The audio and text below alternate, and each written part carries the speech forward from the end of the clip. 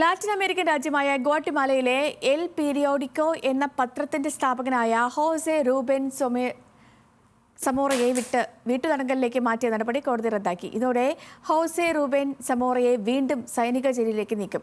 സർക്കാരിനെ വിമർശിക്കുന്ന റിപ്പോർട്ടുകൾ പ്രസിദ്ധീകരിച്ചതിനെ തുടർന്നാണ് ഗ്വാട്ടിമാലയിലെ ജേർണലിസ്റ്റിനെതിരായ ഭരണകൂട നടപടി.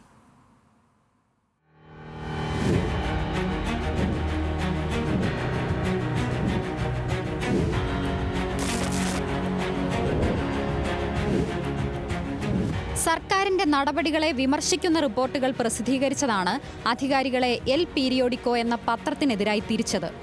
റഷ്യൻ ഭരണകൂടം പ്രതിപക്ഷ നേതാവായിരുന്ന അലക്സി നവാൽനിക്കെതിരെ സ്വീകരിച്ചതിന് സമാനമായ രീതിയാണ് ഗ്വാട്ടിമാലയിലും സർക്കാർ സ്വീകരിക്കുന്നതെന്നാണ് ആരോപണം. 2022 ജൂലൈ 29-നാണ് പത്രത്തിന്റെ സ്ഥാപകനായ ഹൊസെ റുബേൻ സമോറയെ കള്ളപ്പണം വെളുപ്പിക്കൽ കേസിൽ പോലീസ് അറസ്റ്റ് ചെയ്തത്. കേസിന്റെ വിചാരണക്കാലത്ത് സമോറയ്ക്കായി ഹാജരായ 12-ലധികം അഭിഭാഷകർ രാജിവെച്ചിരുന്നു. ഇത് സർക്കാർ സമ്മർദ്ദത്തെ തുടർന്നാണെന്ന് ആരോപണമുയർന്നിരുന്നു. ജയിലിൽ സമോറയ്ക്ക് അതിക്രൂരമായ സാഹചര്യങ്ങളിലൂടെ കടന്നു പോകേണ്ടി വന്നതായും റിപ്പോർട്ടുകളുണ്ട്. ഈ സമയം സാമ്പത്തിക പ്രതിസന്ധിയെ തുടർന്ന് പത്രത്തിന്റെ പ്രവർത്തനം നിർത്തേണ്ടി വന്നു. പത്രത്തിന്റെ ഡിജിറ്റൽ ആർക്കൈവ് ഒരു ദിവസം കൊണ്ട് അപ്രത്യക്ഷമായി. ഭീഷണികളെ തുടർന്ന് പത്രത്തിലെ ജീവനക്കാർക്ക് രാജ്യം വിട്ടുപോകേണ്ട സാഹചര്യവും വന്നു ചേർന്നു. 2023 ജൂണിലാണ് സമോറയ്ക്ക് കോടതി 6 വർഷം ജയിൽ ശിക്ഷ വിധിച്ചത്.